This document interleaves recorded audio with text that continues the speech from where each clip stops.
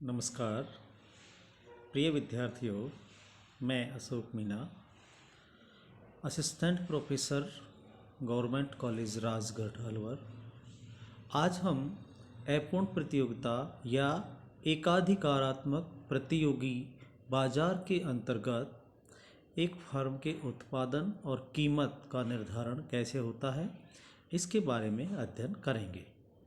सबसे पहले हम यह जान लेते हैं कि अपूर्ण प्रतियोगिता या एकाधिकारात्मक प्रतिस्पर्धा बाजार की जो स्थिति है वो पूर्ण प्रतियोगिता और एकाधिकारी जो बाजार होते हैं उन दोनों के बीच की स्थिति है। क्योंकि हमने पहले पढ़ा कि अपूर्ण प्रतियोगिता और एकाधिकार दोनों ही बाजार की चरम स्थितियां हैं जो वास्तविक जीवन में नहीं देखी जाती, ये सिर्फ काल्पनिक अवधारणाएं हैं। लेकिन अपूर्ण प्रतियोगिता बाजार की एक वास्तविक स्थिति होती है। 1933 में प्रोफेसर चैम्बरलिन ने एकाधिकारात्मक प्रतियोगिता की धारणा का प्रतिपादन किया था। उसके बाद श्रीमती जॉन रॉबिन्सन ने इसे अपूर्ण प्रतियोगिता के नाम से प्रतिपादित किया। एकाधिकारात्मक प्रतियोगिता का जो अर्थ और परिभाषाएं हैं उसके बारे में हम कह सकते हैं कि अपूर्ण प्रतियोगिता बाजार के अंतर्गत किसी वस्तु या सेवा की बहुत सी उत्पादक और विक्रेता फर्में होती हैं, लेकिन उनकी जो वस्तुएं हैं वो एक दूसरे की निकट स्थानापन्न होती हैं, अर्थात वो पूर्ण स्थानापन्न नहीं होती जैसा कि पूर्ण प्रतियोगिता बाजार के अंतर्गत होता है। इन विभिन्न उत्पादकों की वस्तुओं के अंतर्गत रंग, रूप, आकार, मॉडल, डिजाइन, उनका स्वाद, नाम आदि के आधार पर कोई ना कोई भिन्नता अवश्य ही होती है, भले ही वह काल्पनिक हो। अपनी वस्तु के उत्पादन में ये एक एकाधिकारी की तरह होते हैं, लेकिन चूंकि बाजार में इन्हें अन्य निकटवर्ती वस्तुओं की जो उत्पादक फर्में हैं उनसे प्रतिस्पर्धा भी करनी पड़ती है। इसलिए इस बाजार की स्थिति को एकाधिकारात्मक प्रतियोगिता बाजार की स्थिति कहा जाता है।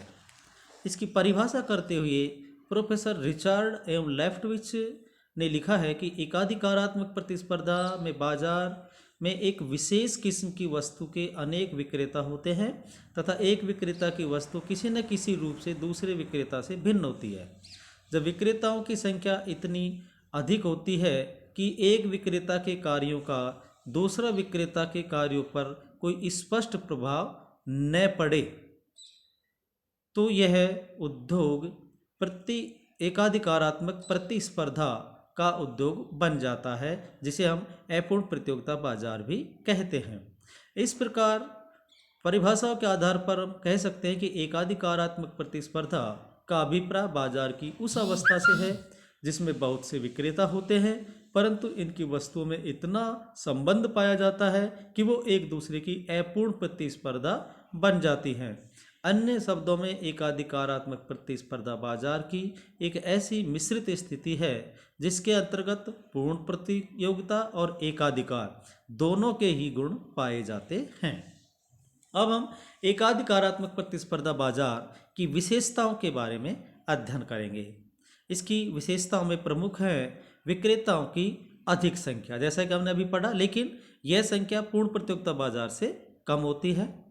दूसरा है वस्तु विभेद। अपूर्ण प्रतियोगिता बाजार के अंतर्गत बहुत से विक्रेता होते हैं लेकिन उनकी वस्तुओं में रंग, रूप, आकार, मॉडल, डिजाइन, पैकिंग आदि के आधार पर अंतर पाया जाता है। नेक्स्ट है फर्मों का स्वतंत्र प्रवेश तथा बहिर्गमन। अपूर्ण प्रतियोगिता बाजार के अंतर्गत भी विभिन्न फर्मों के प्रवेश और बहिर्गमन की पूर्ण स्वतंत्रता होती है। कोई भी फर्म बाजार से बाहर जा सकती है या कोई भी नई फर्म बाजार में आकर अपनी वस्तु का विक्रय कर सकती है, उन पर कोई प्रतिबंध नहीं होता है। नेक्स्ट है गैर मूल्य प्रतिस्पर्धा।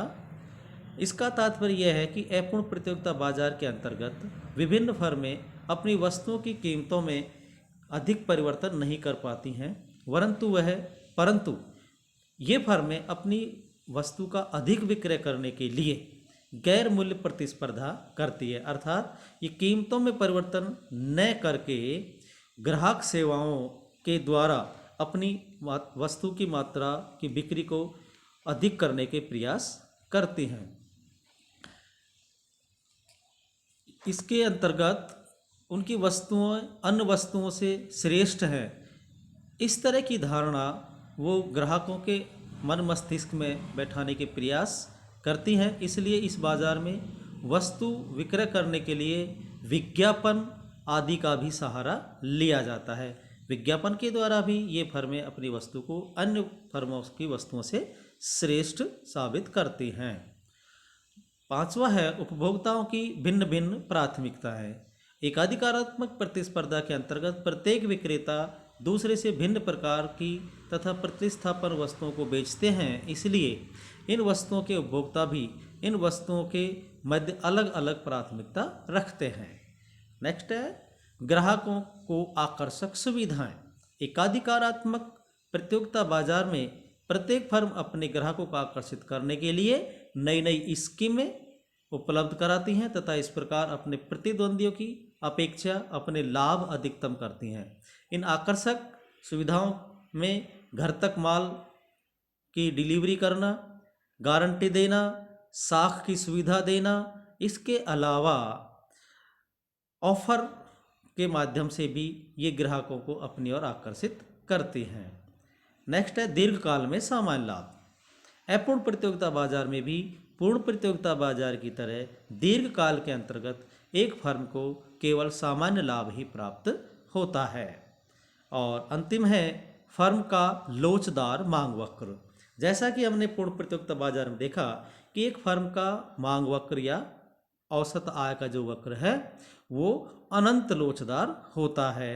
वहीं एकाधिकारी बाजार के अंतर्गत एक फर्म का मांग वक्र या औसत आय का जो वक्र है वो कम लोचदार होता है।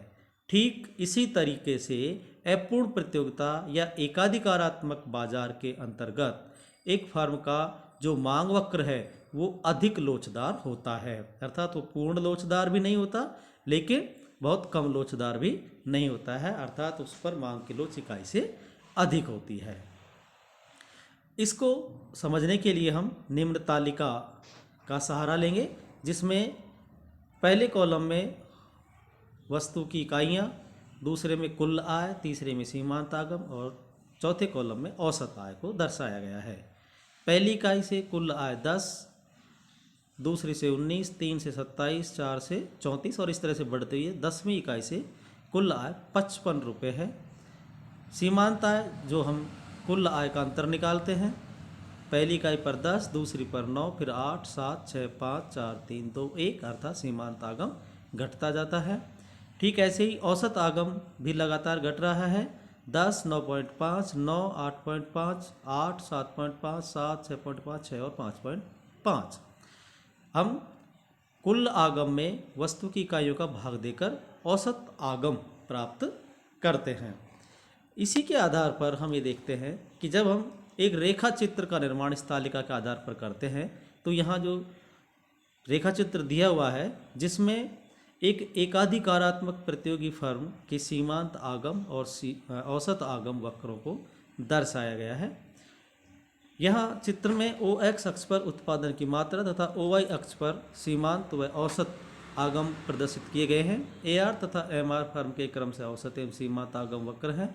ये दोनों वक्र बाईं और ऊपर से दाईं और नीचे की ओर गिरते हुए हैं, अर्थात जैसे जैसे उत्पादन की अधिक इकाइयों का विक्रय किया जाता है प्रति इकाई कीमत कम होती जाती है, इसलिए सीमांत आगम में तेजी से कमी आती है।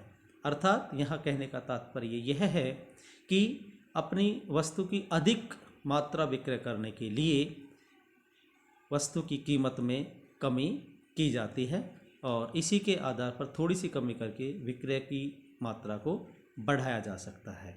इस प्रकार हम कह सकते हैं कि एक अपूर्ण प्रतियोगिता बाजार के अंतर्गत एक फर्म के जो मांग वक्र हैं वो अधिक लोचदार होते हैं, अर्थात ये पूर्ण प्रतियोगिता बाजार और एकाधिकार बाजार की जो मांग वक्र होते हैं उनके बीच की स्थिति में होते हैं। इस प्रकार हम एक एकाधिकारात्मक या अपूर्ण प्रतियोगिता बाजार का अर्थ, परिभाषा है और उसकी विशेषताओं को समझ सकते हैं। धन्यवाद।